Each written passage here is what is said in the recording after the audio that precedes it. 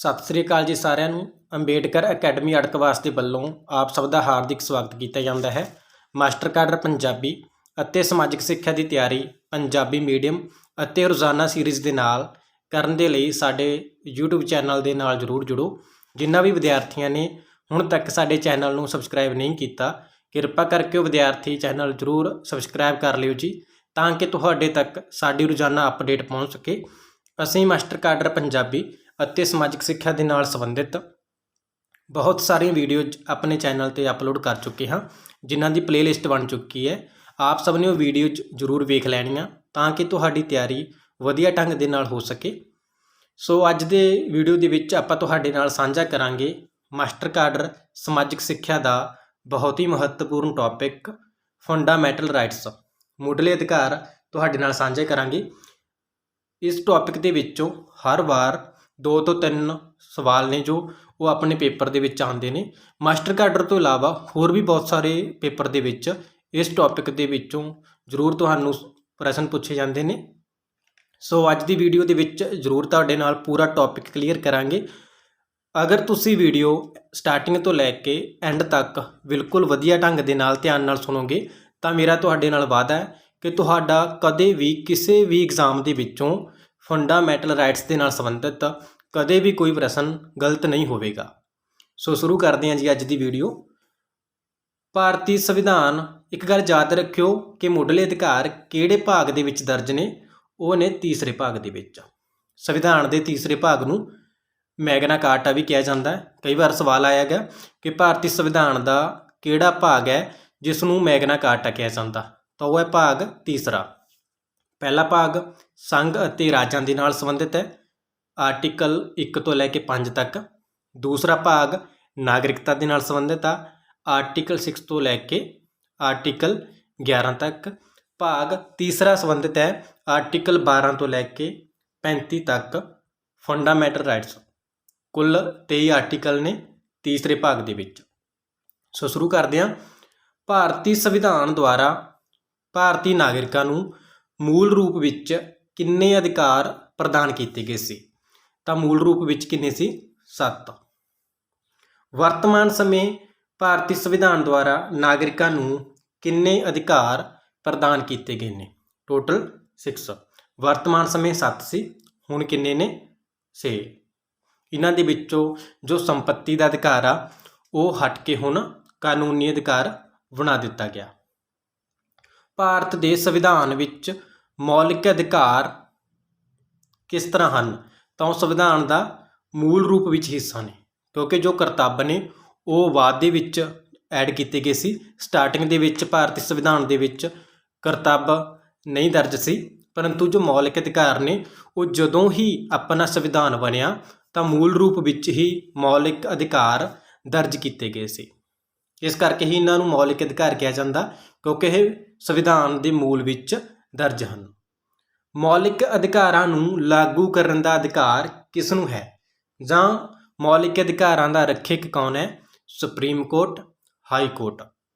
ਅਗਰ ਆਪਣੇ ਅਧਿਕਾਰਾਂ ਦੀ ਉਲੰਘਣਾ ਹੁੰਦੀ ਹੈ, ਚਾਹੇ ਕੋਈ ਵਿਅਕਤੀ ਕਰਦਾ ਜਾਂ ਕੋਈ ਸਰਕਾਰ ਉਲੰਘਣਾ ਕਰਦੀ ਹੈ, ਤਾਂ ਆਪਾਂ ਡਾਇਰੈਕਟ ਸੁਪਰੀਮ ਕੋਰਟ ਜਾਂ ਹਾਈ ਕੋਰਟ ਦੇ ਵਿੱਚ ਜਾ ਸਕਦੇ ਹਾਂ। ਆਰਟੀਕਲ ਆਪਾਂ ਨੂੰ 32 ਮਿਲੇਗਾ, ਸੰਵਿਧਾਨਕ ਉਪਚਾਰਾਂ ਦਾ ਅਧਿਕਾਰ। ਸਭ ਤੋਂ ਪਹਿਲਾਂ ਮੌਲਿਕ ਅਧਿਕਾਰ ਫਰਾਂਸ ਦੀ ਨੈਸ਼ਨਲ ਅਸੈਂਬਲੀ ਨੇ ਫਰਾਂਸ ਦੇ ਲੋਕਾਂ ਨੂੰ ਕਦੋਂ ਪ੍ਰਦਾਨ ਕੀਤੇ ਸੀ, ਤਾਂ ਉਹ ਸੀ 1799 ਦੇ ਵਿੱਚ। ਸਭ ਤੋਂ ਪਹਿਲਾਂ ਅਧਿਕਾਰ ਕਿਸ ਨੇ ਦਿੱਤੇ ਸੀ? ਫਰਾਂਸ ਨੇ 1799 ਦੇ ਵਿੱਚ। 1791 ਵਿੱਚ ਕਿਸ ਦੇਸ਼ ਨੇ ਲਿਖਤੀ ਰੂਪ ਵਿੱਚ ਮੌਲਿਕ ਅਧਿਕਾਰਾਂ ਨੂੰ ਆਪਣੇ ਸੰਵਿਧਾਨ ਵਿੱਚ ਸ਼ਾਮਲ ਕੀਤਾ ਗਿਆ ਸੀ? ਰਾਈਟ ਆਨਸਰ ਹੈ ਜੀ ਅਮਰੀਕਾ। ਅਮਰੀਕਾ ਦਾ ਪਹਿਲਾ ਲਿਖਤੀ ਸੰਵਿਧਾਨ ਸੀ ਜਿਸ ਦੇ ਵਿੱਚ ਮੌਲਿਕ ਅਧਿਕਾਰਾਂ ਨੂੰ ਲਿਖਤੀ ਰੂਪ ਦੇ ਵਿੱਚ ਦਰਜ ਕੀਤਾ ਗਿਆ ਸੀ। ਵੀਡੀਓ ਨੂੰ ਵੱਧ ਤੋਂ ਵੱਧ ਲਾਈਕ, ਕਮੈਂਟ ਅਤੇ ਸ਼ੇਅਰ ਜ਼ਰੂਰ ਕਰਨਾ ਜੀ। ਅਗਰ ਕੋਈ ਵੀ ਸਾਥੀ ਸਾਡੇ WhatsApp ਗਰੁੱਪ ਦੇ ਵਿੱਚ ਹਜੇ ਤੱਕ ਸ਼ਾਮਲ ਨਹੀਂ ਹੋਇਆ ਤਾਂ ਸਾਨੂੰ ਆਪਣਾ ਨਾਮ, ਪਤਾ ਲਿਖ ਕੇ ਮੈਸੇਜ ਕਰ ਸਕਦੇ ਹੋ 971500 8800। ਨੈਕਸਟ ਕਰਾਂਗੇ ਜੀ, ਭਾਰਤ ਨੇ ਮੌਲਿਕ ਅਧਿਕਾਰ ਕਿਹੜੇ ਦੇਸ਼ ਤੋਂ ਪ੍ਰਾਪਤ ਕੀਤੇ ਹਨ? ਰਾਈਟ ਆਨਸਰ ਹੈ ਜੀ ਅਮਰੀਕਾ ਤੋਂ। ਆਰਟੀਕਲ 14 ਤੋਂ 18 ਵਿੱਚ ਕਿਹੜੇ ਅਧਿਕਾਰਾਂ ਬਾਰੇ ਦੱਸਿਆ ਗਿਆ ਹੈ? ਸਮਾਨਤਾ ਦਾ ਅਧਿਕਾਰ। ਸਮਾਨਤਾ ਦੇ ਨਾਲ ਸੰਬੰਧਿਤ ਨੇ ਜੋ ਆਰਟੀਕਲ 14 ਤੋਂ 18 ਡਿਟੇਲ ਦੇ ਵਿੱਚ ਕਰਾਂਗੇ, ਉਹ ਆਪਾਂ ਅੱਗੇ ਕਰਾਂਗੇ। ਸੰਯੁਕਤ ਰਾਜ ਅਮਰੀਕਾ ਦੇ ਸੰਵਿਧਾਨ ਵਿੱਚ 1791 ਦੇ ਵਿੱਚ ਕਿੰਨੀਆਂ ਸੋਧਾਂ ਰਾਹੀਂ ਮਨੁੱਖੀ ਅਧਿਕਾਰਾਂ ਨੂੰ ਸੰਵਿਧਾਨ ਦਾ ਅੰਗ ਬਣਾਇਆ ਗਿਆ? ਤਾਂ ਰਾਈਟ ਆਨਸਰ ਹੈ ਜੀ ਟੋਟਲ 10 ਸੋਧਾਂ ਸੀ, ਅਧਿਕਾਰ ਪੱਤਰ ਹੋਏ ਸੀ ਜਿਨ੍ਹਾਂ ਦੁਆਰਾ ਮੌਲਿਕ ਅਧਿਕਾਰਾਂ ਨੂੰ ਸੰਵਿਧਾਨ ਵਿੱਚ ਦਰਜ ਕੀਤਾ ਗਿਆ ਸੀ। ਸੰਯੁਕਤ ਰਾਸ਼ਟਰ ਸੰਘ ਵੱਲੋਂ ਮਨੁੱਖੀ ਅਧਿਕਾਰਾਂ ਦੀ ਘੋਸ਼ਣਾ ਕਦੋਂ ਕੀਤੀ ਗਈ? 10 ਦਸੰਬਰ 1948। ਮਨੁੱਖੀ ਅਧਿਕਾਰ ਆਯੋਗ ਦੀ ਸਥਾਪਨਾ ਕਦੋਂ ਹੋਈ ਸੀ? ਕਮੈਂਟਾਂ ਦੇ ਵਿੱਚ ਜ਼ਰੂਰ ਦੱਸਣਾ। ਨੈਕਸਟ ਕਰਾਂਗੇ ਜੀ, ਮਨੁੱਖੀ ਅਧਿਕਾਰ ਦਿਵਸ ਕਦੋਂ ਮਨਾਇਆ ਜਾਂਦਾ ਹੈ? 10 ਦਸੰਬਰ।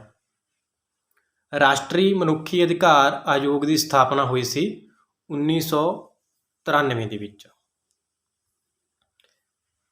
ਨੈਕਸਟ ਕਰਾਂਗੇ ਜੀ, ਭਾਰਤੀ ਸੰਵਿਧਾਨ ਵਿੱਚ ਅਧਿਕਾਰਾਂ ਨਾਲ ਸੰਬੰਧਿਤ ਅਨੁਛੇਦ ਕਿੰਨੇ ਹਨ?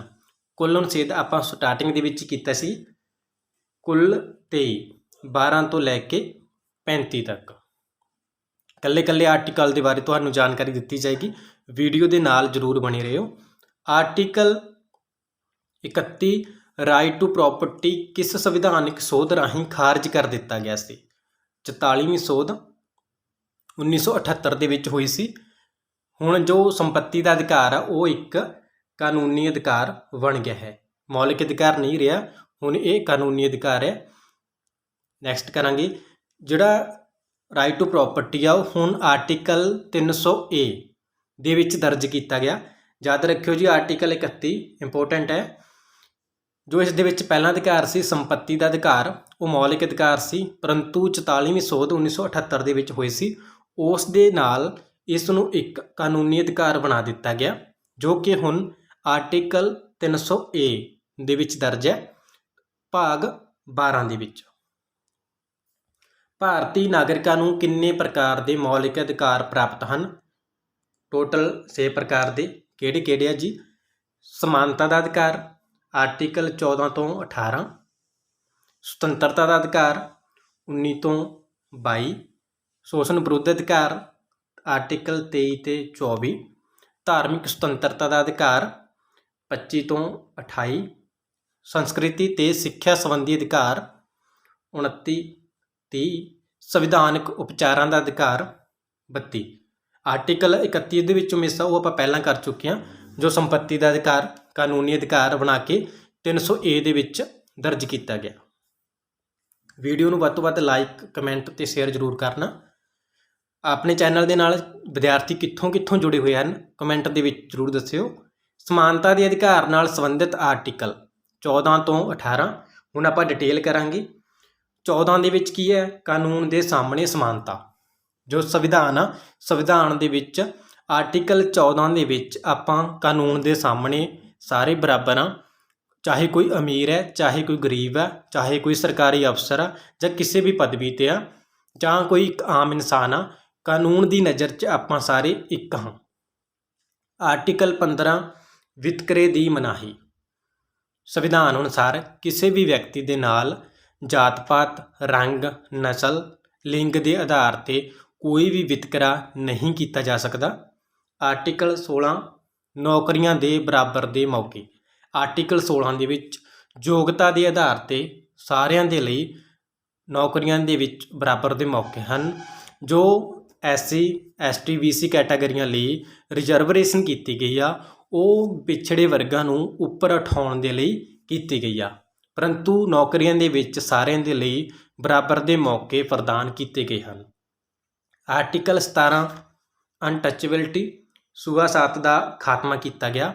ਇਸ ਤੋਂ ਪਹਿਲਾਂ ਜਦੋਂ ਆਪਾਂ ਗੁਲਾਮ ਸੀ ਜਾਂ ਆਪਾਂ ਇਸ ਤੋਂ 50 ਸਾਲ ਪਹਿਲਾਂ ਦੀ ਗੱਲ ਕਰੀਏ ਤਾਂ ਉਦੋਂ ਛੂਆ-ਛਾਤ ਦਾ ਜੋ ਚੱਲਦਾ ਪ੍ਰਚਲਿਤ ਸੀਗਾ ਉਹ ਆਰਟੀਕਲ 17 ਦੇ ਅਧੀਨ ਖਤਮ ਕੀਤਾ ਗਿਆ। ਆਰਟੀਕਲ 18 ਦੇ ਵਿੱਚ ਉਪਾਧੀਆਂ ਦਾ ਖਾਤਮਾ। ਪਹਿਲਾਂ ਬਹੁਤ ਸਾਰੀਆਂ ਉਪਾਧੀਆਂ ਜਾਂ ਅੰਗਰੇਜ਼ਾਂ ਦੁਆਰਾ ਦਿੱਤੀਆਂ ਜਾਂਦੀਆਂ ਸੀ, ਤਾਂ ਉਹ ਜੋ ਆਰਟੀਕਲ 18 ਦੇ ਅਧੀਨ ਉਹ ਸਾਰੀਆਂ ਹੀ ਉਪਾਧੀਆਂ ਦਾ ਖਾਤਮਾ ਕਰ ਦਿੱਤਾ ਗਿਆ। ਆਰਟੀਕਲ 15 ਨੂੰ ਯਾਦ ਕਰਨ ਦਾ ਜੋ ਆਪਾਂ ਨੇ ਇੱਕ ਟ੍ਰਿਕ ਹੈਗੀ, ਉਹ ਹੈ ਧਨ ਜਲ ਜੈ। ਵਿਤਕਰੇ ਦੀ ਮਨਾਹੀ ਆ। ਧਨ ਤੋਂ ਮਤਲਬ ਧਰਮ ਤੇ ਨਸਲ, ਜਲ ਤੋਂ ਜਾਤ ਲਿੰਗ, ਜੈ ਤੋਂ ਜਨਮ।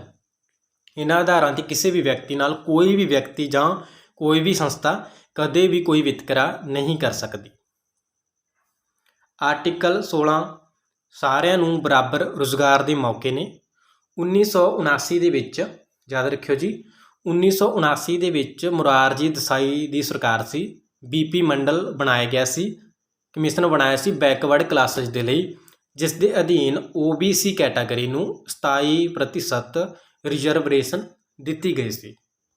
ਪਰੰਤੂ ਆਰਟੀਕਲ 16 ਦੇ ਅਧੀਨ ਸਾਰਿਆਂ ਨੂੰ ਬਰਾਬਰ ਦੇ ਮੌਕੇ, ਰੁਜ਼ਗਾਰ ਦੇ ਮੌਕੇ ਪ੍ਰਦਾਨ ਕੀਤੇ ਜਾਂਦੇ ਹਨ। ਆਰਟੀਕਲ 18 ਜੋ ਆਪਾਂ ਕਰ ਚੁੱਕੇ ਹਾਂ, ਦਾ ਖਾਤਮਾ। ਉਪਾਧੀਆਂ ਅਤੇ ਸਨਮਾਨ ਦਾ ਖਾਤਮਾ। ਸੈਨਿਕ ਅਤੇ ਵਿਦਿਅਕ ਉਪਾਧੀਆਂ ਤੋਂ ਬਿਨਾਂ ਕਿਸੇ ਪ੍ਰਕਾਰ ਦਾ ਖਿਤਾਬ ਰਾਜ ਵੱਲੋਂ ਪ੍ਰਦਾਨ ਨਹੀਂ ਕੀਤਾ ਜਾ ਸਕਦਾ। ਇਸ ਤੋਂ ਇਲਾਵਾ ਕੋਈ ਵੀ ਭਾਰਤੀ ਨਾਗਰਿਕ ਰਾਸ਼ਟਰਪਤੀ ਦੀ ਅਗੇਤਰੀ ਮਨਜ਼ੂਰੀ ਤੋਂ ਬਿਨਾਂ ਵਿਦੇਸ਼ੀ ਸਰਕਾਰ ਦੇ ਕੋਲੋਂ ਕੋਈ ਵੀ ਖਿਤਾਬ ਪ੍ਰਾਪਤ ਨਹੀਂ ਕਰ ਸਕਦਾ। ਸੁਪਰੀਮ ਕੋਰਟ ਨੇ ਇਹ ਫੈਸਲਾ 18 ਜਨਵਰੀ 1994 ਦੇ ਵਿੱਚ ਦਿੱਤਾ ਸੀ। ਸੁਤੰਤਰਤਾ ਦੇ ਅਧਿਕਾਰ ਨਾਲ ਸੰਬੰਧਿਤ ਅਨੁਛੇਦ ਕਿਹੜਾ ਹੈ?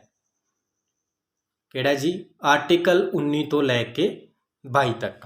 ਹੁਣ ਆਪਾਂ ਇਹਨੂੰ ਡਿਟੇਲ ਦੇ ਵਿੱਚ ਕਰਾਂਗੇ। ਸੁਤੰਤਰਤਾ 6 ਪ੍ਰਕਾਰ ਦੀਆਂ ਦਿੱਤੀ ਗਏ ਨੇ। ਆਰਟੀਕਲ 19A ਦੇ ਵਿੱਚ ਆਪਾਂ ਨੂੰ ਕੀ ਹੈ? ਸਪੀਚ ਦੇਣ ਦਾ, ਆਪਣੇ ਵਿਚਾਰ ਪ੍ਰਗਟ ਕਰਨ ਦੀ ਸੁਤੰਤਰਤਾ। ਪਰੰਤੂ ਇਹ 'ਤੇ ਕੁਝ ਪਾਬੰਦੀਆਂ ਨੇ। ਆਪਾਂ ਵਿਚਾਰ ਜ਼ਰੂਰ ਪ੍ਰਗਟ ਕਰ ਸਕਦੇ ਹਾਂ, ਪਰ ਆਪਣੇ ਵਿਚਾਰਾਂ ਦੇ ਨਾਲ ਕਿਸੇ ਦੇ ਮਾਨ ਸਨਮਾਨ ਨੂੰ ਜਾਂ ਦੇਸ਼ ਦੇ ਨੂੰ ਮਾਨ ਸਨਮਾਨ ਨੂੰ ਕੋਈ ਠੇਸ ਨਹੀਂ ਪਹੁੰਚਣੀ ਚਾਹੀਦੀ। 19B ਸ਼ਾਂਤੀਪੂਰਵਕ ਇਕੱਠੇ ਹੋਣ ਦੀ ਸੁਤੰਤਰਤਾ। 19C ਸੰਘ ਬਣਾਉਣ ਦੀ ਸੁਤੰਤਰਤਾ। ਜਿਹੜੀਆਂ ਰਾਜਨੀਤਿਕ ਪਾਰਟੀਆਂ ਬਣਦੀਆਂ ਨੇ ਉਹ ਆਰਟੀਕਲ 19C ਦੇ ਅਧੀਨ ਹੀ ਬਣਦੀਆਂ ਨੇ। ਘੁੰਮਣ ਫਿਰਨ ਦੀ ਸੁਤੰਤਰਤਾ। ਆਪਾਂ ਕਿਤੇ ਵੀ ਘੁੰਮ ਫਿਰ ਸਕਦੇ ਹਾਂ। ਭਾਰਤ ਦੇ ਕਿਸੇ ਵੀ ਭਾਗ ਦੇ ਵਿੱਚ ਨਿਵਾਸ ਕਰਨ ਦੀ ਸੁਤੰਤਰਤਾ। ਆਪਾਂ ਆਰਟੀਕਲ 19E ਦੇ ਅਧੀਨ ਭਾਰਤ ਦੇ ਕਿਸੇ ਵੀ ਕੋਨੇ ਵਿੱਚ ਜਾ ਕੇ ਰਹਿ ਸਕਦੇ ਹਾਂ, ਨਿਵਾਸ ਕਰ ਸਕਦੇ ਹਾਂ। 19F ਪਹਿਲਾਂ ਕੀ ਸੀ? ਉਹਦੇ ਵਿੱਚ ਸੰਪੱਤੀ ਦਾ ਅਧਿਕਾਰ ਜੋੜਿਆ ਗਿਆ ਸੀ, ਜੋ 44ਵੀਂ ਸੋਧ 1978 ਦੇ ਵਿੱਚ ਹੋਈ ਸੀ, ਉਹ ਹਟਾ ਗਿਆ। 19G ਕੋਈ ਵੀ ਕਾਰੋਬਾਰ ਜਾਂ ਵਪਾਰ ਕਰਨ ਦੀ ਸੁਤੰਤਰਤਾ। ਸੋ ਆਰਟੀਕਲ 19 ਦੇ ਵਿੱਚ 6 ਤਰ੍ਹਾਂ ਦੀਆਂ ਸੁਤੰਤਰਤਾਵਾਂ ਦਿੱਤੀਆਂ ਗਈਆਂ ਨੇ। ਅੱਗੇ ਕਰਾਂਗੇ ਆਪਾਂ ਆਰਟੀਕਲ 20। ਆਰਟੀਕਲ 20 ਦੇ ਵਿੱਚ ਕੀ ਦਿੱਤਾ ਗਿਆ? ਕਿਸੇ ਵੀ ਵਿਅਕਤੀ ਨੂੰ ਸਜ਼ਾ ਉਸ ਸਮੇਂ ਵਿੱਚ ਪ੍ਰਚਲਿਤ ਕਾਨੂੰਨ ਅਨੁਸਾਰ ਹੀ ਦਿੱਤੀ ਜਾ ਸਕਦੀ ਆ। ਮੰਨ ਲਓ ਐਟ ਏ ਟਾਈਮ ਕਿਸੇ ਵੀ ਵਿਅਕਤੀ ਨੂੰ ਸਜ਼ਾ ਦੇਣੀ ਆ ਤਾਂ ਵਰਤਮਾਨ ਸਮੇਂ ਜੋ ਕਾਨੂੰਨ ਚੱਲ ਰਿਹਾ ਉਸ ਦੇ ਅਧੀਨ ਹੀ ਸਜ਼ਾ ਦਿੱਤੀ ਜਾ ਸਕਦੀ ਆ, ਨਾ ਇਸ ਤੋਂ ਪਹਿਲੇ ਵਾਲੇ ਤਾਂ ਨਾ ਇਸ ਤੋਂ ਬਾਅਦ ਵਾਲੇ ਕਾਨੂੰਨ ਦੇ ਅਨੁਸਾਰ ਸਜ਼ਾ ਦਿੱਤੀ ਜਾ ਸਕਦੀ ਹੈ। ਕਿਸੇ ਵੀ ਵਿਅਕਤੀ ਨੂੰ ਇੱਕ ਅਪਰਾਧ ਦੇ ਲਈ 2 ਵਾਰ ਸਜ਼ਾ ਨਹੀਂ ਦਿੱਤੀ ਜਾ ਸਕਦੀ। ਇੱਕ ਅਪਰਾਧ ਦੇ ਲਈ 1 ਵਾਰ ਹੀ ਸਜ਼ਾ ਦਿੱਤੀ ਜਾ ਸਕਦੀ ਹੈ। ਕਿਸੇ ਵਿਅਕਤੀ ਨੂੰ ਆਪਣੇ ਵਿਰੁੱਧ ਗਵਾਹੀ ਦੇਣ ਲਈ ਮਜਬੂਰ ਨਹੀਂ ਕੀਤਾ ਜਾ ਸਕਦਾ। ਇਹ ਆਰਟੀਕਲ 20 ਦੇ ਵਿੱਚ ਹੈ। ਆਰਟੀਕਲ 21 ਇਹਦੇ ਵਿੱਚ ਕੀ? ਵਿਅਕਤੀਗਤ ਸੁਤੰਤਰਤਾ ਅਤੇ ਜੀਵਨ ਦੀ ਸੁਰੱਖਿਆ ਲਈ ਹੈ। ਕਿਸੇ ਵੀ ਵਿਅਕਤੀ ਨੂੰ ਅਪਰਾਧ ਤੋਂ ਜਾਣੂ ਕਰਾਏ ਬਿਨਾਂ ਸੰਮਨ 'ਤੇ ਭੇਜਣਾ, ਅਦਾਲਤ ਦੀ ਆਗਿਆ ਤੋਂ ਬਿਨਾਂ 24 ਘੰਟੇ ਤੋਂ ਵੱਧ ਗ੍ਰਿਫਤਾਰ ਨਹੀਂ ਕੀਤਾ ਜਾ ਸਕਦਾ। ਜੋ ਆਰਟੀਕਲ 21 ਹੈ ਇਹਦੇ ਵਿੱਚ ਕੀ ਆ? ਆਪਣੀ ਵਿਅਕਤੀਗਤ ਸੁਤੰਤਰਤਾ ਤੇ ਜੀਵਨ ਦੀ ਸੁਰੱਖਿਆ ਦਿੱਤੀ ਗਈ ਹੈ। ਕਿਸੇ ਵੀ ਵਿਅਕਤੀ ਨੂੰ ਅਪਰਾਧ ਤੋਂ ਜਾਣੂ ਕਰਾਏ ਬਿਨਾਂ ਨਹੀਂ ਆਪਾਂ ਅਰੈਸਟ ਕਰ ਸਕਦੇ। ਕਿਸੇ ਵੀ ਅਪਰਾਧੀ ਨੂੰ 24 ਘੰਟੇ ਤੋਂ ਵੱਧ ਗ੍ਰਿਫਤਾਰ ਨਹੀਂ ਕੀਤਾ ਜਾ ਸਕਦਾ। 24 ਘੰਟਿਆਂ ਦੇ ਅੰਦਰ ਉਸ ਨੂੰ ਅਦਾਲਤ ਦੇ ਵਿੱਚ ਪੇਸ਼ ਕਰਨਾ ਜ਼ਰੂਰੀ ਹੁੰਦਾ ਹੈ। ਜੇਲ੍ਹ ਦੇ ਵਿੱਚ ਆਪਾਂ ਨਹੀਂ ਰੱਖ ਸਕਦੇ ਇਸ ਤਰ੍ਹਾਂ। ਅੱਗੇ ਕਰਾਂਗੇ ਸ਼ੋਸ਼ਣ ਦੇ ਵਿਰੁੱਧ ਅਧਿਕਾਰ। ਆਰਟੀਕਲ 23 ਅਤੇ 24 ਬੰਦੀ ਕਰਨ ਦੀ ਅਵਸਥਾ ਵਿੱਚ ਆਸਰਾ, ਜੋ ਆਰਟੀਕਲ 22 ਦੇ ਵਿੱਚ ਦਿੱਤਾ ਗਿਆ। ਅੱਗੇ ਕਰਾਂਗੇ ਆਰਟੀਕਲ 23 ਦੇ ਵਿੱਚ ਕੀ ਹੈ? ਸ਼ੋਸ਼ਣ ਦੇ ਵਿਰੁੱਧ। ਅਨੁਛੇਦ 23 ਅਨੁਸਾਰ ਮਨੁੱਖਾਂ ਦਾ ਵਪਾਰ ਉਹਨਾਂ ਤੋਂ ਬਗੈਰ ਇੱਛਾ ਦੇ ਅਨੁਸਾਰ ਵਿਰੁੱਧ ਕੰਮ ਕਰਵਾਉਣ ਦੀ ਮਨਾਹੀ ਹੈ। ਕਿਸੇ ਵੀ ਵਿਅਕਤੀ ਤੋਂ ਜ਼ਬਰਦਸਤ ਅਗਰ ਉਹ ਕੰਮ ਨਹੀਂ ਕਰਨਾ ਚਾਹੁੰਦਾ, ਆਪਾਂ ਜ਼ਬਰਦਸਤੀ ਉਸ ਤੋਂ ਕੋਈ ਵੀ ਕੰਮ ਨਹੀਂ ਕਰਵਾ ਸਕਦੇ। ਇਸ ਵਿਵਸਥਾ ਦੇ ਅਨੁਸਾਰ ਜਾਂ ਇਸ ਦੀ ਜੋ ਉਲੰਘਣਾ ਕਰਦਾ ਤਾਂ ਉਸ ਨੂੰ ਕਾਨੂੰਨ ਦੇ ਅਨੁਸਾਰ ਅਪਰਾਧ ਹੀ ਮੰਨਿਆ ਜਾਵੇਗਾ ਅਗਰ ਆਪਾਂ ਕਿਸੇ ਵੀ ਵਿਅਕਤੀ ਤੋਂ ਜ਼ਬਰਦਸਤ ਕੋਈ ਵੀ ਕੰਮ ਕਰਵਾਉਂਦੇ ਹਾਂ। ਆਰਟੀਕਲ 24 ਇੰਪੋਰਟੈਂਟ ਹੈ ਜੀ। ਆਰਟੀਕਲ 24 ਦੇ ਵਿੱਚ 14 ਸਾਲ ਤੋਂ ਘੱਟ ਉਮਰ ਦੇ ਬੱਚਿਆਂ ਨੂੰ ਕਾਰਖਾਨਿਆਂ, ਖਾਣਾ ਜਾਂ ਕਿਸੇ ਵੀ ਹੋਰ ਧੰਦੇ ਉੱਪਰ ਨਹੀਂ ਲਗਾ ਸਕਦੇ। ਬਾਲ ਮਜ਼ਦੂਰੀ ਤੇ ਬਿਲਕੁਲ ਰੋਕ ਲਗਾ ਦਿੱਤੀ ਗਈ ਹੈ। ਧਾਰਮਿਕ ਸੁਤੰਤਰਤਾ ਦੇ ਨਾਲ ਸੰਬੰਧਿਤ ਆਰਟੀਕਲ 25 ਤੋਂ 28 ਡਿਟੇਲ ਦੇ ਵਿੱਚ ਕਰਾਂਗੇ। ਆਰਟੀਕਲ 25 ਦੇ ਵਿੱਚ ਦਿੱਤਾ ਗਿਆ ਕਿਸੇ ਵੀ ਧਰਮ ਨੂੰ ਮੰਨਣ ਦੀ ਸੁਤੰਤਰਤਾ। ਧਰਮ ਜੋ ਭਾਰਤ ਹੈ ਇੱਕ ਧਰਮ ਨਿਰਪੱਖ ਰਾਜ ਹੈ। ਆਪਾਂ ਕੋਈ ਵੀ ਕਿਸੇ ਵੀ ਧਰਮ ਨੂੰ ਮੰਨ ਸਕਦੇ ਹਾਂ। ਆਪਣੇ ਰਾਜ ਦਾ, ਆਪਣੇ ਭਾਰਤ ਦਾ ਕੋਈ ਵੀ ਰਾਜ ਧਰਮ ਨਹੀਂ ਹੈ। ਕਿਸੇ ਵੀ ਧਰਮ ਨੂੰ ਮਾਨਤਾ ਪ੍ਰਾਪਤ ਨਹੀਂ ਹੈ। ਕੋਈ ਵੀ ਧਰਮ ਆਪਾਂ ਮੰਨ ਸਕਦੇ ਹਾਂ। ਆਰਟੀਕਲ 26 ਦੇ ਵਿੱਚ ਹੈ ਧਾਰਮਿਕ ਕੰਮਾਂ ਦਾ ਪ੍ਰਬੰਧ ਕਰਨ ਦੀ ਸੁਤੰਤਰਤਾ। ਅਗਰ ਆਪਾਂ ਕੋਈ ਧਾਰਮਿਕ ਸੰਸਥਾ ਬਣਾਉਣੀ ਚਾਹੁੰਦੇ ਹਾਂ ਬਣਾ ਸਕਦੇ ਹਾਂ। ਕੋਈ ਧਾਰਮਿਕ ਕੰਮ ਕਰਨਾ ਚਾਹੁੰਦੇ ਹਾਂ ਕਰ ਸਕਦੇ ਹਾਂ। ਇਸ ਦੇ ਲਈ ਆਪਾਂ ਬਿਲਕੁਲ ਆਜ਼ਾਦ ਹਾਂ। ਆਰਟੀਕਲ 27 ਧਰਮ ਦੇ ਖਰਚ ਲਈ ਨਿਸ਼ਚਿਤ ਧਨ ਤੇ ਕਰ ਦੀ ਅਦਾਇਗੀ ਤੋਂ ਛੋਟ, ਮਤਲਬ ਧਰਮ ਦੇ ਕੰਮਾਂ ਤੇ ਟੈਕਸ ਨਹੀਂ ਲੱਗੇਗਾ। ਆਰਟੀਕਲ 28 ਸਿੱਖਿਆ ਸੰਸਥਾਨਾਂ ਵਿੱਚ ਧਾਰਮਿਕ ਸਿੱਖਿਆ ਨਾ ਦਿੱਤੇ ਜਾਣ ਤੇ ਰੋਕ 28 ਦੇ ਵਿੱਚ ਹੈ। ਵੀਡੀਓ ਨੂੰ ਵੱਧ ਤੋਂ ਵੱਧ ਲਾਈਕ, ਕਮੈਂਟ ਅਤੇ ਸ਼ੇਅਰ ਜ਼ਰੂਰ ਕਰਨਾ ਜੀ। ਅੱਗੇ ਕਰਾਂਗੇ ਸੰਸਕ੍ਰਿਤ ਤੇ ਸਿੱਖਿਆ ਦੇ ਨਾਲ ਸੰਬੰਧਿਤ ਆਰਟੀਕਲ 29 ਅਤੇ 30 ਡਿਟੇਲ ਦੇ ਵਿੱਚ ਹੈ। ਆਰਟੀਕਲ 29 ਦੇ ਵਿੱਚ ਆਪਣੀ ਲਿਪੀ ਅਤੇ ਸੰਸਕ੍ਰਿਤੀ ਦੀ ਰੱਖਿਆ ਕਰਨ ਦਾ ਅਧਿਕਾਰ ਹੈ। ਜਿੱਦਾਂ ਘੱਟ ਗਿਣਤੀਆਂ ਨੇ ਉਹਨਾਂ ਨੂੰ ਆਪਣੀ ਲਿਪੀ, ਸੰਸਕ੍ਰਿਤੀ ਦੀ ਰੱਖਿਆ ਕਰਨ ਦਾ ਬਿਲਕੁਲ ਅਧਿਕਾਰ ਦਿੱਤਾ ਗਿਆ। ਆਰਟੀਕਲ 30 ਦੇ ਵਿੱਚ ਸਿੱਖਿਆ ਸੰਸਥਾਵਾਂ ਵਿੱਚ ਵਿਤਕਰੇ ਦੀ ਮਨਾਹੀ।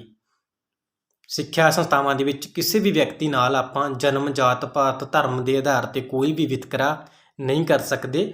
ਆਰਟੀਕਲ 30 ਦੇ ਵਿੱਚ ਅੱਗੇ ਸਿੱਖਿਆ ਸੰਸਥਾਵਾਂ ਦੀ ਸਥਾਪਨਾ ਕਰਨ ਤੇ ਸੰਚਾਲਨ ਕਰਨ ਦਾ ਅਧਿਕਾਰ। ਆਪਾਂ ਵੇਖਦੇ ਹਾਂਗੇ ਹਿੰਦੂਆਂ ਦੇ, ਮੁਸਲਮਾਨਾਂ ਦੇ, ਸਿੱਖਾਂ ਦੇ ਆਪਣੇ ਆਪਣੇ ਜਿਹੜੇ ਸਿੱਖਿਆ ਸੰਸਥਾਨ ਨੇ ਖੋਲ੍ਹੇ ਹੋਏ ਹੈਗੇ। ਹਰ ਇੱਕ ਨੂੰ ਅਧਿਕਾਰ ਆ ਆਪਣੇ ਧਰਮ ਦੀ ਸਿੱਖਿਆ ਦੇਣ ਦਾ। ਸੰਵਿਧਾਨਕ ਉਪਚਾਰਾਂ ਦੇ ਨਾਲ ਸੰਬੰਧਿਤ ਆਰਟੀਕਲ ਹੈ ਜੀ 32। ਬੀ ਆਰ ਅੰਬੇਦਕਰ ਨੇ ਇਸ ਨੂੰ ਕੀ ਕਿਹਾ ਸੀ? ਦਿਲ ਤੇ ਆਤਮਾ। ਸੰਵਿਧਾਨ ਦਾ ਮੈਗਨਾ ਕਾਰਟਾ ਭਾਗ 3 ਅੱਗੇ ਕੀ ਸੀਗਾ? ਸੰਵਿਧਾਨ ਦਾ ਦਿਲ ਤੇ ਆਤਮਾ ਹੈ ਆਰਟੀਕਲ 32। ਸੰਵਿਧਾਨ ਦਾ ਦਿਲ ਅਤੇ ਆਤਮਾ ਕਿਸ ਆਰਟੀਕਲ ਨੂੰ ਕਿਹਾ ਜਾਂਦਾ ਹੈ? 32 ਨੂੰ। ਮੌਲਿਕ ਅਧਿਕਾਰਾਂ ਦਾ ਰੱਖਿਅਕ ਕੌਣ ਹੈ? ਕੌਣ ਹੈ ਜੀ ਰੱਖਿਅਕ? ਸੰਵਿਧਾਨ। ਹੁਣ ਸੰਪत्ति ਦਾ ਅਧਿਕਾਰ ਕਿਹੜਾ ਅਧਿਕਾਰ ਹੈ? ਕਾਨੂੰਨੀ ਅਧਿਕਾਰ। ਪਹਿਲਾਂ ਕੀ ਸੀ? ਮੌਲਿਕ ਅਧਿਕਾਰ। ਹੁਣ ਕੀ ਆ? ਕਾਨੂੰਨੀ ਅਧਿਕਾਰ। ਪਹਿਲਾ ਆਰਟੀਕਲ ਸੀ 31, ਹੁਣ ਆਰਟੀਕਲ ਹੈ 300A। ਅੰਬੇਡਕਰ ਅਕੈਡਮੀ ਦੇ ਵੱਲੋਂ 15 ਮਈ ਤੋਂ ਮਾਸਟਰ ਕਾਡਰ ਪੰਜਾਬੀ ਅਤੇ ਸਮਾਜਿਕ ਸਿੱਖਿਆ ਦੇ ਆਨਲਾਈਨ ਬੈਚ ਸ਼ੁਰੂ ਕੀਤੇ ਜਾ ਰਹੇ ਨੇ, ਜਿਨ੍ਹਾਂ ਦੇ ਵਿੱਚ ਅਸੀਂ ਤੁਹਾਨੂੰ ਇਸ ਤਰ੍ਹਾਂ ਦਾ ਹੈਂਡ ਰਿਟਨ ਮਟੀਰੀਅਲ ਵੀ 10 ਕਿਤਾਬਾਂ ਪ੍ਰੋਵਾਈਡ ਕਰਾਂਗੇ ਔਰ ਐਗਜ਼ਾਮ ਤੱਕ ਫੁੱਲ ਤੁਹਾਡਾ ਸਿਲੇਬਸ ਕਵਰ ਕਰਵਾਇਆ ਜਾਏਗਾ। ਡੇਲੀ ਤੁਹਾਨੂੰ ਟੌਪਿਕ, ਟੈਸਟ, ਈਵਨਿੰਗ ਟਾਈਮ ਤੁਹਾਡੀ 2 ਘੰਟਿਆਂ ਦੀ ਕਲਾਸ ਹੋਏਗੀ। ਹਫਤੇ 'ਚ 2 ਫਾਈਨਲ ਐਗਜ਼ਾਮ ਲਏ ਜਾਣਗੇ। ਪੂਰੀ ਕੰਪਲੀਟ ਤਿਆਰੀ ਤੁਹਾਡੀ ਨਵੇਂ ਬੈਚਾਂ ਦੇ ਵਿੱਚ ਕਰਵਾਈ ਜਾਵੇਗੀ। 15 ਮਈ ਤੋਂ ਬਾਅਦ ਅਸੀਂ ਬੈਚ ਸ਼ੁਰੂ ਕਰ ਰਹੇ ਹਾਂ। ਅਗਰ ਕੋਈ ਵੀ ਵਿਦਿਆਰਥੀ ਸਾਡੇ ਬੈਚ ਦੇ ਵਿੱਚ ਸ਼ਾਮਲ ਹੋਣਾ ਚਾਹੁੰਦਾ ਹੈ, ਮਾਸਟਰ ਕਾਡਰ ਪੰਜਾਬੀ ਅਤੇ ਸਮਾਜਿਕ ਸਿੱਖਿਆ ਦਾ ਕੋਰਸ ਲੈਣਾ ਚਾਹੁੰਦਾ ਹੈ, ਤਾਂ ਸਾਡੇ ਨਾਲ ਅੱਜ ਹੀ ਸੰਪਰਕ ਕਰ ਸਕਦੇ ਹੋ। 97 1500 8800। ਜ਼ਰੂਰਤਮੰਦ ਵਿਦਿਆਰਥੀਆਂ ਦੇ ਲਈ ਬਿਲਕੁਲ ਘੱਟ ਰੇਟਾਂ ਦੇ ਵਿੱਚ ਅਸੀਂ ਪੂਰਾ ਕੋਰਸ ਕਰਵਾ ਰਹੇ ਹਾਂ। ਸੰਪਰਕ ਕਰ ਸਕਦੇ ਹੋ ਜੀ। ਨੈਕਸਟ ਕਰਾਂਗੇ ਸਰਵਉੱਚ ਅਦਾਲਤ ਅਤੇ ਉੱਚ ਅਦਾਲਤਾਂ ਵੱਲੋਂ ਮੌਲਿਕ ਅਧਿਕਾਰਾਂ ਦੀ ਰੱਖਿਆ ਦੇ ਲਈ ਕਿੰਨੇ ਤਰ੍ਹਾਂ ਦੇ ਲੇਖ ਜਾਂ ਰੀਟਾਂ ਜਾਰੀ ਕੀਤੀਆਂ ਜਾ ਸਕਦੀਆਂ। ਕਾਫੀ ਬਾਰੇ ਕੁਐਸਚਨ ਆ ਚੁੱਕਿਆ ਹੈਗਾ। 5 ਤਰ੍ਹਾਂ ਦੀਆਂ ਰੀਟਾਂ ਨੇ। ਪਹਿਲੀ ਕਿਹੜੀ ਆ? ਬੰਦੀ ਪ੍ਰਤੱਖੀਕਰਨ। ਦੂਸਰੀ ਪਰਮਾਦੇਸ਼, ਪ੍ਰਤੀਸ਼ੇਧ, ਉਤਪ੍ਰੇਖਣ, ਅਧਿਕਾਰ ਪ੍ਰਤਾ। 5 ਤਰ੍ਹਾਂ ਦੀਆਂ ਜੋ ਰੀਟਾਂ ਪਾਈਆਂ ਜਾਂਦੀਆਂ ਗੀਆਂ। ਇਹ ਆਪਾਂ ਡਿਟੇਲ ਦੇ ਵਿੱਚ ਤਰ੍ਹਾਂ ਕਰਾਂਗੇ ਤੁਹਾਡੇ ਨਾਲ ਸਰਵਉੱਚ ਅਦਾਲਤ ਦੇ ਟੌਪਿਕ ਵਿੱਚ। ਅਧਿਕਾਰ ਕਦੋਂ ਸੀਮਿਤ ਕੀਤੇ ਜਾ ਸਕਦੇ ਨੇ? ਸੰਕਟਕਾਲੀਨ ਸ਼ਕਤੀਆਂ ਦੇ ਵਿੱਚ ਅਧਿਕਾਰ ਜੋ ਸੀਮਿਤ ਕੀਤੇ ਜਾ ਸਕਦੇ ਨੇ। ਸੰਕਟਕਾਲੀਨ ਸ਼ਕਤੀਆਂ 3 ਤਰ੍ਹਾਂ ਦੇ ਆਰਟੀਕਲ 'ਚ ਨੇ, 352, 56 ਤੇ 360 ਦੇ ਵਿੱਚ। ਕਿਹੜੇ ਆਰਟੀਕਲ ਐਮਰਜੈਂਸੀ ਸਮੇਂ ਵੀ ਭੰਗ ਨਹੀਂ ਕੀਤੇ ਜਾ ਸਕਦੇ? Article 19 right to press, article 21 right to life. Article 21A ਲਾਜ਼ਮੀ ਸਿੱਖਿਆ 86ਵੀਂ ਸੋਧ 2002 ਦੇ ਵਿੱਚ ਹੋਈ ਸੀ। ਲਾਜ਼ਮੀ ਸਿੱਖਿਆ 21A ਦੇ ਵਿੱਚ ਐਡ ਕੀਤੀ ਗਈ ਆ। ਇਹ ਜੋ ਲਾਗੂ ਹੋਈ ਸੀ 1 ਅਪ੍ਰੈਲ 2010। ਮਾਸਟਰ ਕਾਡਰ 3704 ਦੇ ਪੇਪਰ ਵਿੱਚ ਆਇਆ ਸੀ।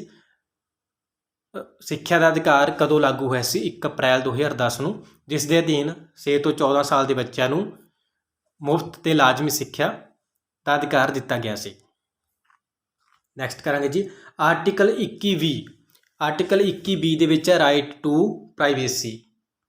ਇਸ ਦੇ ਇਹ ਜੋ ਲਾਗੂ ਹੋਇਆ ਸੀ 24 ਅਗਸਤ 2017 ਵਿੱਚ ਜਸਟਿਸ ਖੇਰ ਨੇ ਪਾਸ ਕੀਤਾ ਸੀ।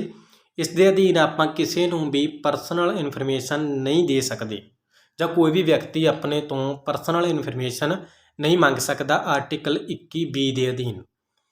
ਅੱਗੇ ਕਰਾਂਗੇ RTI, ਬਹੁਤ ਹੀ ਮਹੱਤਵਪੂਰਨ ਹੈ, ਪੂਰੇ ਵਰਲਡ ਦੇ ਵਿੱਚ ਇਹ ਚੀਜ਼ ਮਸ਼ਹੂਰ ਹੈ RTI ਰਾਈਟ। ਅੱਗੇ ਕਰਾਂਗੇ ਆਪਾਂ RTI act 2005 right to information, ਸੂਚਨਾ ਦਾ ਅਧਿਕਾਰ। ਇਸ ਨੂੰ RTI ਦੇ ਨਾਮ ਨਾਲ ਜਾਣਿਆ ਜਾਂਦਾ ਹੈ। ਭਾਰਤੀ ਲੋਕਤੰਤਰ ਨੂੰ ਸੁਰੱਖਿਅਤ ਕਰਨ ਵਿੱਚ ਮਹੱਤਵਪੂਰਨ ਭੂਮਿਕਾ ਰੱਖਦਾ ਹੈ। ਇਸ ਦੇ ਅਧੀਨ ਆਪਾਂ ਕਿਸੇ ਵੀ ਡਿਪਾਰਟਮੈਂਟ 'ਚੋਂ ਕਿਸੇ ਵੀ ਸੰਸਥਾ ਤੋਂ ਜਾਣਕਾਰੀ ਪ੍ਰਾਪਤ ਕਰ ਸਕਦੇ ਹਾਂ ਇਸ ਐਕਟ ਦੇ ਅਧੀਨ। ਸੂਚਨਾ ਦਾ ਅਧਿਕਾਰ 2005 ਦੀ ਧਾਰਾ 8 ਦੇ ਅੰਤਰਗਤ ਕੀ ਆ? ਕੁਝ ਅਜਿਹੇ ਵਿਸ਼ੇ ਉਲੇਖਿਤ ਕੀਤੇ ਗਏ ਆ ਜਿਸ ਉੱਪਰ ਮੰਗੀ ਗਈ ਸੂਚਨਾਵਾਂ ਨੂੰ ਨਹੀਂ ਦਿੱਤਾ ਜਾ ਸਕਦਾ, ਕਿਉਂਕਿ ਕਈ ਤਰ੍ਹਾਂ ਇਸ ਤਰ੍ਹਾਂ ਦੇ ਆਪਣੇ ਸੀਕ੍ਰੇਟ ਹੁੰਦੇ ਆ ਜਿਸ ਦੇ ਨਾਲ ਆਪਣੀ ਦੇਸ਼ ਦੀ ਰੱਖਿਆ ਜੁੜੀ ਹੁੰਦੀ ਆ, ਤਾਂ ਉਹਨਾਂ ਆਪਾਂ ਮਾਮਲਿਆਂ ਦੇ ਸੰਬੰਧੀ ਰਿਟ RTI ਨਹੀਂ ਪਾ ਸਕਦੇ, ਆਪਾਂ ਉਸ ਬਾਰੇ ਜਾਣਕਾਰੀ ਪ੍ਰਾਪਤ ਨਹੀਂ ਕਰ ਸਕਦੇ। ਉਹਨਾਂ ਵਿਸ਼ਿਆਂ ਤੋਂ ਇਲਾਵਾ ਬਾਕੀ ਸਾਰੇ ਵਿਸ਼ਿਆਂ ਦੇ ਵਿੱਚ ਆਪਾਂ ਰਿਟ ਪਾ ਕੇ ਇਨਫੋਰਮੇਸ਼ਨ ਕਲੈਕਟ ਕਰ ਸਕਦੇ ਹਾਂ। ਦੇ ਰਿਟਾਂ ਸੀ ਬੰਦੀ ਪ੍ਰਤੱਖੀਕਰਨ। ਇਹ ਲੇਖ ਉਸ ਵਿਅਕਤੀ ਦੀ ਪ੍ਰਾਰਥਨਾ 'ਤੇ ਜਾਰੀ ਕੀਤਾ ਜਾਂਦਾ ਹੈ ਜੋ ਇਹ ਸਮਝਦਾ ਕਿ ਉਸ ਨੂੰ ਨਜਾਇਜ਼ ਰੂਪ ਵਿੱਚ ਬੰਦੀ ਬਣਾਇਆ ਗਿਆ। ਯਾਦ ਰੱਖਿਓ ਬੰਦੀ ਪ੍ਰਤੱਖੀਕਰਨ। ਬੰਦੀ ਪ੍ਰਤੱਖੀਕਰਨ ਜੇ ਅਗਰ ਕਿਸੇ ਵਿਅਕਤੀ ਨੂੰ ਆਪਾਂ ਨਜਾਇਜ਼ ਰੂਪ ਦੇ ਵਿੱਚ ਅਰੈਸਟ ਕੀਤਾ ਜਾਂਦਾ ਤਾਂ ਇਹ ਰਿਟ ਪਾ ਸਕਦਾ। ਪਰਮਾਦੇਸ਼ ਲੇਖ। ਪਰਮਾਦੇਸ਼ ਲੇਖ ਉਸ ਸਮੇਂ ਜਾਰੀ ਕੀਤਾ ਜਾਂਦਾ ਹੈ ਜਦ ਕੋਈ ਅਹੁਦੇ ਦਾ ਅਧਿਕਾਰੀ ਆਪਣੇ ਸਰਵਜਨਕ ਕਰਤੱਵਾਂ ਦਾ ਪਾਲਣ ਨਹੀਂ ਕਰਦਾ। ਅਗਰ ਕੋਈ ਸਰਕਾਰੀ ਅਧਿਕਾਰੀ, ਕੋਈ ਵੀ ਅਧਿਕਾਰੀ ਆਪਣੇ ਕਰਤੱਵਾਂ ਦਾ ਪਾਲਣ ਨਹੀਂ ਕਰ ਰਿਹਾ ਤਾਂ ਆਪਾਂ ਪਰਮਾਦੇਸ਼ ਲੇਖ ਪਾ ਸਕਦੇ ਹਾਂ। ਅੱਗੇ ਜੀ ਉਤਪ੍ਰੇਖਣ ਲੇਖ। ਇਹ ਆਗਿਆ ਪੱਤਰ ਕਿਸੇ ਵਿਵਾਦ ਨੂੰ ਹੇਠ ਅਦਾਲਤ ਤੋਂ ਉੱਚ ਅਦਾਲਤ ਵਿੱਚ ਭੇਜਣ ਲਈ ਜਾਰੀ ਕੀਤਾ ਜਾਂਦਾ ਹੈ। ਪ੍ਰਤੀਸ਼ੇਧ ਲੇਖ। ਇਸ ਆਗਿਆ ਪੱਤਰ ਨਾਲ ਸਰਵਉੱਚ ਅਦਾਲਤ ਤੇ ਉੱਚ ਅਦਾਲਤ ਵੱਲੋਂ ਹੇਠਲੀਆਂ ਅਦਾਲਤਾਂ ਨੂੰ ਹੁਕਮ ਦਿੱਤਾ ਜਾਂਦਾ ਹੈ। ਅੱਗੇ ਕਰਾਂਗੇ ਅਧਿਕਾਰ ਪ੍ਰਸ਼ਾ ਲੇਖ। ਜਦੋਂ ਕੋਈ ਵਿਅਕਤੀ ਅਜਿਹੇ ਅਹੁਦੇ ਅਧਿਕਾਰੀ ਦੇ ਰੂਪ ਵਿੱਚ ਕੰਮ ਕਰਨ ਲੱਗਦਾ ਹੈ ਜਿਸ ਦੇ ਰੂਪ ਵਿੱਚ ਕੰਮ ਕਰਨ ਦਾ ਉਸ ਨੂੰ ਵਿਧਾਨਕ ਰੂਪ ਵਿੱਚ ਅਧਿਕਾਰ ਨਹੀਂ ਹੈ ਤਾਂ ਇਹ ਰਿਟ ਆਪਾਂ ਪਾ ਕੇ ਉਹਦੇ ਵਿਰੁੱਧ ਕਾਰਵਾਈ ਕਰ ਸਕਦੇ ਹਾਂ। 5 ਤਰ੍ਹਾਂ ਦੇ ਲੇਖ ਰਿਟ ਨੇ ਤੁਹਾਡੇ ਨਾਲ ਕਰਵਾ ਚੁੱਕੇ ਹਾਂ। ਪੇਪਰਾਂ ਦੇ ਵਿੱਚ ਇਸ ਦੇ ਨਾਲ ਸੰਬੰਧਿਤ ਇੱਕ ਪ੍ਰਸ਼ਨ ਜ਼ਰੂਰ ਆਉਂਦਾ ਹੈ ਤਾਂ ਜ਼ਰੂਰ ਯਾਦ ਰੱਖਿਓ। ਭਾਰਤੀ ਸੰਵਿਧਾਨ ਵਿੱਚ ਅਧਿਕਾਰ ਕਿਹੜੇ ਦੇਸ਼ ਤੋਂ ਗ੍ਰਹਿਣ ਕੀਤੇ ਗਏ ਆ? ਪਹਿਲਾਂ ਕਰ ਚੁੱਕੇ ਹਾਂ। ਸੰਯੁਕਤ ਰਾਜ ਅਮਰੀਕਾ ਪਹਿਲਾ ਲਿਖਤੀ ਸੰਵਿਧਾਨ ਜਿਸ ਦੇ ਵਿੱਚ ਮੌਲਿਕ ਅਧਿਕਾਰਾਂ ਨੂੰ ਦਰਜ ਕੀਤਾ ਗਿਆ, ਉਹਨਾਂ ਤੋਂ ਹੀ ਭਾਰਤੀ ਸੰਵਿਧਾਨ ਵਿੱਚ ਮੌਲਿਕ ਅਧਿਕਾਰਾਂ ਨੂੰ ਗ੍ਰਹਿਣ ਕੀਤਾ ਗਿਆ। ਮੂਲ ਰੂਪ ਵਿੱਚ 7 ਅਧਿਕਾਰ ਸੀ। ਉਸ ਤੋਂ ਬਾਅਦ 44ਵੀਂ ਸੋਧ 1978 ਦੇ ਵਿੱਚ ਕਰਕੇ ਸੰਪੱਤੀ ਦਾ ਅਧਿਕਾਰ ਹੈ ਜੋ ਉਹ ਹਟਾ ਕੇ ਕਾਨੂੰਨੀ ਅਧਿਕਾਰ ਬਣਾ ਦਿੱਤਾ ਗਿਆ। ਇਸ ਸਮੇਂ ਆਪਣੇ ਕੋਲ ਕੁੱਲ 6 ਤਰ੍ਹਾਂ ਦੇ ਫੰਡਾਮੈਂਟਲ ਰਾਈਟਸ ਨੇਗੇ। ਆਰਟੀਕਲ 226 ਖੋਏ ਗਏ ਅਧਿਕਾਰਾਂ ਨੂੰ ਲਾਗੂ ਕਰਵਾਉਣ ਸੰਬੰਧੀ ਪ੍ਰਾਂਤ ਦੀ ਉੱਚ ਅਦਾਲਤ ਵਿੱਚ ਸ਼ਰਨ ਲੈਣ ਸੰਬੰਧੀ ਆਰਟੀਕਲ 226 ਹੈ। ਕਿਸੇ ਮਾਮਲੇ ਵਿੱਚ ਸਰਵਉੱਚ ਅਦਾਲਤ ਨੇ ਮੂਲ ਅਧਿਕਾਰਾਂ ਵਿੱਚ ਸੋਧ ਕਰਵਾਉਣ ਸੰਬੰਧੀ ਸੰਸਦ ਨੂੰ ਰੋਕ ਦਿੱਤਾ ਸੀ। ਗੋਕਲਨਾਥ ਬਨਾਮ ਪੰਜਾਬ ਸਰਕਾਰ ਮਾਮਲੇ ਦੇ ਵਿੱਚ ਸਰਵਉੱਚ ਅਦਾਲਤ ਨੇ ਮੂਲ ਅਧਿਕਾਰਾਂ ਵਿੱਚ ਸੋਧ ਕਰਵਾਉਣ ਸੰਬੰਧੀ ਸੰਸਦ 'ਤੇ ਰੋਕ ਲਗਾ ਦਿੱਤੀ ਸੀ। ਕਾਨੂੰਨ ਦੇ ਸਾਹਮਣੇ ਸਮਾਨ ਦਾ ਸ਼ਬਦ ਕਿਹੜੇ ਸੰਵਿਧਾਨ ਤੋਂ ਲਿਆ ਗਿਆ? ਇੰਗਲੈਂਡ। ਕਮੈਂਟ ਦੇ ਵਿੱਚ ਜ਼ਰੂਰ ਦੱਸਿਓ ਕਿ ਇੰਗਲੈਂਡ ਦੇ ਵਿੱਚ ਲਿਖਤੀ ਸੰਵਿਧਾਨ ਹੈ ਜਾਂ ਮੌਖਿਕ। ਨੈਕਸਟ ਕਰਾਂਗੇ ਜੀ ਆਪਾਂ ਭਾਰਤੀ ਸੰਵਿਧਾਨ ਵਿੱਚ ਕਿਸ ਤਰ੍ਹਾਂ ਦੇ ਮੌਲਿਕ ਅਧਿਕਾਰਾਂ 'ਤੇ ਜ਼ਿਆਦਾ ਬਲ ਦਿੱਤਾ ਗਿਆ ਹੈ? ਰਾਜਨੀਤਿਕ ਅਤੇ ਸਮਾਜਿਕ ਅਧਿਕਾਰ। ਰਾਜਨੀਤਿਕ ਭਾਵ ਰਾਜਨੀਤਿਕ ਪਾਰਟੀ ਬਣਾਉਣ ਦਾ, ਇਲੈਕਸ਼ਨ ਲੜਨ ਦਾ, ਸੰਘ ਬਣਾਉਣ ਦਾ ਅਧਿਕਾਰ। ਅਤੇ ਸਮਾਜਿਕ ਦੇ ਵਿੱਚ ਆਪਾਂ ਨੂੰ ਸਮਾਜਿਕ ਮਾਨ ਸਨਮਾਨ ਦੇ ਸੰਬੰਧਿਤ ਵਿੱਚ ਅਧਿਕਾਰ ਆ। ਇਹਨਾਂ ਅਧਿਕਾਰਾਂ 'ਤੇ ਜ਼ਿਆਦਾ ਜ਼ੋਰ ਦਿੱਤਾ ਗਿਆ। ਮੌਲਿਕ ਅਧਿਕਾਰਾਂ ਦਾ ਰੱਖਿਅਕ ਆਪਣਾ ਹੈ ਸਰਵਉੱਚ ਅਦਾਲਤ। ਮੌਲਿਕ ਅਧਿਕਾਰਾਂ ਦੇ ਕਾਰਜ ਨਾਲ ਸੰਬੰਧਿਤ ਮੁਕੱਦਮੇ ਅਦਾਲਤ ਦੇ ਕਿਸ ਅਧਿਕਾਰ ਖੇਤਰ ਵਿੱਚ ਆਉਂਦੇ ਹਨ? ਆਰੰਭਿਕ ਅਧਿਕਾਰ ਖੇਤਰ ਦੇ ਵਿੱਚ। ਭਾਰਤੀ ਸੰਵਿਧਾਨ ਵਿੱਚ ਮੌਲਿਕ ਅਧਿਕਾਰਾਂ ਨੂੰ ਕੌਣ ਨਿਲੰਬਿਤ ਕਰ ਸਕਦਾ ਹੈ? ਰਾਸ਼ਟਰਪਤੀ।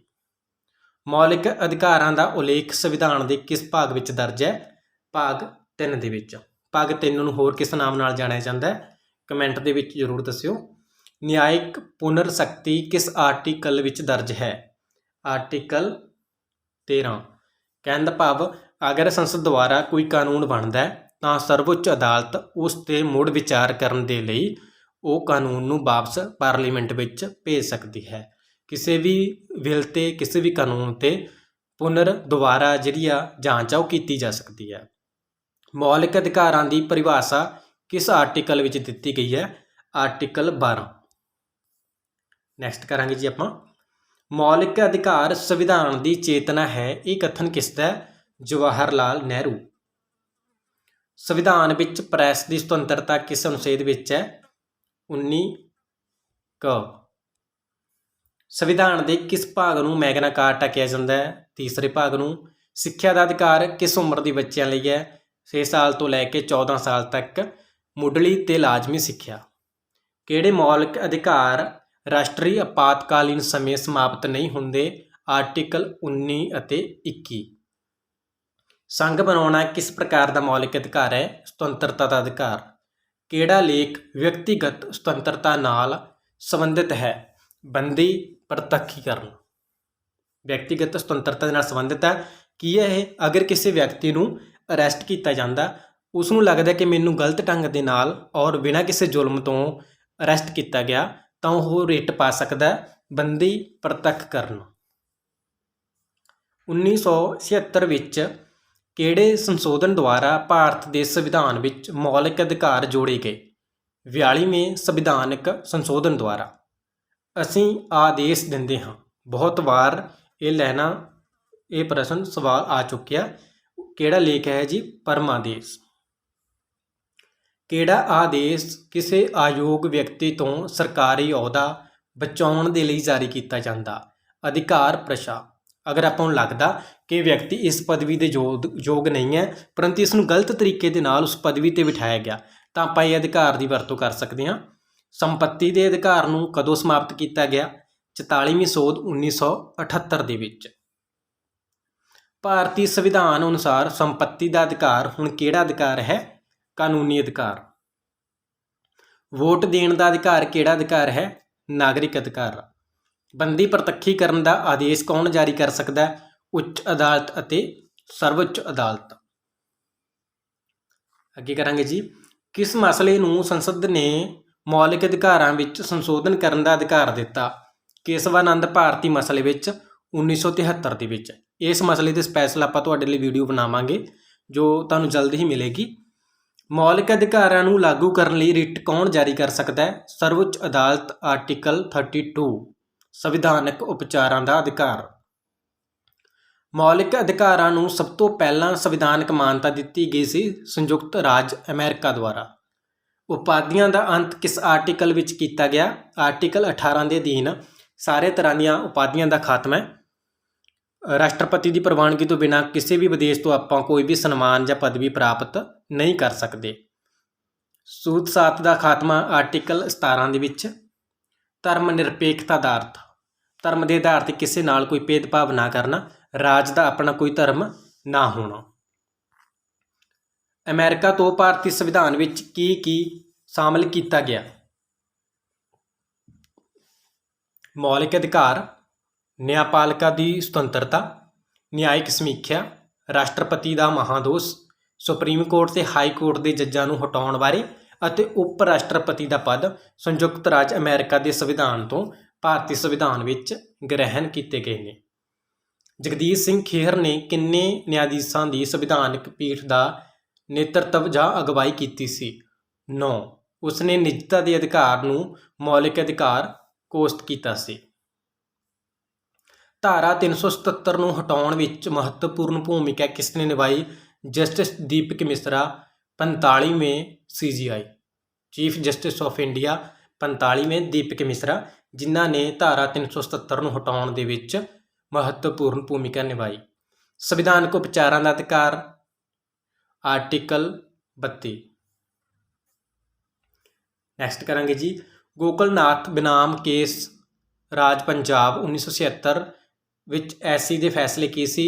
FRS ਨੂੰ ਸੰਵਿਧਾਨ ਦੁਆਰਾ ਇੱਕ ਪਰਾਲੌਕਿਕ ਸਥਿਤੀ ਦਿੱਤੀ ਗਈ ਹੈ। ਇਸ ਲਈ ਸੰਸਦ ਸਮੇਤ ਸੰਵਿਧਾਨ ਤਹਿਤ ਕੋਈ ਵੀ ਪਰ ਅਧਿਕਾਰੀ ਕੰਮਕਾਜ ਵਿੱਚ FRS ਵਿੱਚ ਸੰਸ਼ੋਧਨ ਕਰਨ ਦੀ ਸ਼ਕਤੀ ਨਹੀਂ ਦਿੱਤੀ ਗਈ ਹੈ। ਕੇਸਵਾਨੰਦ ਭਾਰਤੀ ਫੈਸਲਾ 1973, ਇਸ ਵਿੱਚ ਸੁਪਰੀਮ ਕੋਰਟ ਨੇ ਕਿਹਾ ਸੰਸਦ ਕੋਲ ਸੰਵਿਧਾਨ ਦੇ ਕਿਸੇ ਵੀ ਪ੍ਰਾਵਧਾਨ ਨੂੰ ਸੰਸ਼ੋਧਨ ਕਰਨ ਦੀ ਸ਼ਕਤੀ ਹੈ, ਜਿਸ ਵਿੱਚ ਭਾਗ 3 ਵੀ ਸ਼ਾਮਲ ਹੈ, ਜਦਕਿ ਸੰਸਦ ਨੇ ਸੰਸ਼ੋਧਨ ਸ਼ਕਤੀ ਵਿਸ਼ਿਆਂ ਨੂੰ ਸੰਵਿਧਾਨ ਦੀ ਮੂਲ ਸੰਰਚਨਾ ਕਿਹਾ ਹੈ। ਅੱਗੇ ਲਾਸਟ ਹੈ ਜੀ, ਭਾਰਤੀ ਸੰਵਿਧਾਨ ਦੇ ਅਧੀਨ ਮੌਲਿਕ ਅਧਿਕਾਰਾਂ ਦਾ ਰੱਖਿਅਕ ਨਿਆਂਪਾਲਕ। ਸੋ ਇਹ ਸੀ ਆਪਣਾ ਟੌਪਿਕ ਮੌਲਿਕ ਅਧਿਕਾਰ। ਉਮੀਦ ਹੈ ਕਿ ਆਪ ਸਭ ਨੇ ਵੀਡੀਓ ਨੂੰ ਧਿਆਨ ਦੇ ਨਾਲ ਵੇਖਿਆ ਸੁਣਿਆ ਹੋਵੇਗਾ। ਅਗਰ ਤੁਸੀਂ ਇਹ ਵੀਡੀਓ ਧਿਆਨ ਨਾਲ ਵੇਖੀ ਹੈ ਤਾਂ ਕਦੇ ਵੀ ਕਿਸੇ ਵੀ ਪੇਪਰ ਦੇ ਵਿੱਚ ਅਗਰ ਤੁਹਾਨੂੰ ਕੋਈ ਵੀ ਪ੍ਰਸ਼ਨ ਮੌਲਿਕ ਅਧਿਕਾਰਾਂ ਦੇ ਵਿੱਚੋਂ ਆਉਂਦਾ ਹੈ, ਤੁਹਾਡਾ ਕਦੇ ਵੀ ਗਲਤ ਨਹੀਂ ਹੋਏਗਾ। ਇਸ ਤਰ੍ਹਾਂ ਦੀਆਂ ਨਵੀਆਂ ਵੀਡੀਓਜ਼ ਅਸੀਂ ਤੁਹਾਡੇ ਨਾਲ ਸਾਂਝੀ ਕਰਦਾ ਰਹਾਂਗੇ। ਜਲਦੀ ਹੀ ਅਸੀਂ ਮਾਸਟਰ ਕਾਡਰ ਪੰਜਾਬੀ ਅਤੇ ਸਮਾਜਿਕ ਸਿੱਖਿਆ ਦੇ ਆਨਲਾਈਨ ਬੈਚ ਸ਼ੁਰੂ ਕਰ ਰਹੇ ਹਾਂ, ਜਿਸ ਦੇ ਵਿੱਚ ਤੁਹਾਨੂੰ ਇਸ ਤਰ੍ਹਾਂ ਦੀਆਂ ਨੋਟਸਾਂ ਦੀਆਂ 10 ਕਾਪੀਆਂ ਔਰ ਪੇਪਰ ਤੱਕ ਪੂਰੀ ਤਿਆਰੀ ਰੋਜ਼ਾਨਾ ਟੈਸਟ ਸੀਰੀਜ਼ ਦੇ ਨਾਲ ਕਰਵਾ ਰਹੇ ਹਾਂ। ਅਗਰ ਕੋਈ ਵੀ ਵਿਦਿਆਰਥੀ ਸਾਡੇ ਕੋਰਸਾਂ ਦੇ ਵਿੱਚ ਸ਼ਾਮਿਲ ਹੋਣਾ ਚਾਹੁੰਦਾ ਹੈ, ਕਿਉਂਕਿ ਸਾਡੀ ਅਕੈਡਮੀ ਦੁਆਰਾ ਮੇਨਲੀ ਮਾਸਟਰ ਕਾਡਰ ਪੰਜਾਬੀ ਅਤੇ ਸਮਾਜਿਕ ਸਿੱਖਿਆ ਦੇ ਬੈਚ ਹੀ ਸ਼ੁਰੂ ਕੀਤੇ ਗਏ ਹਨ। ਵੀਡੀਓ ਨੂੰ ਵੱਧ ਤੋਂ ਵੱਧ ਲਾਈਕ, ਕਮੈਂਟ ਅਤੇ ਸ਼ੇਅਰ ਜ਼ਰੂਰ ਕਰਨਾ ਜੀ। ਆਪ ਸਭ ਦਾ ਬਹੁਤ ਬਹੁਤ ਧੰਨਵਾਦ।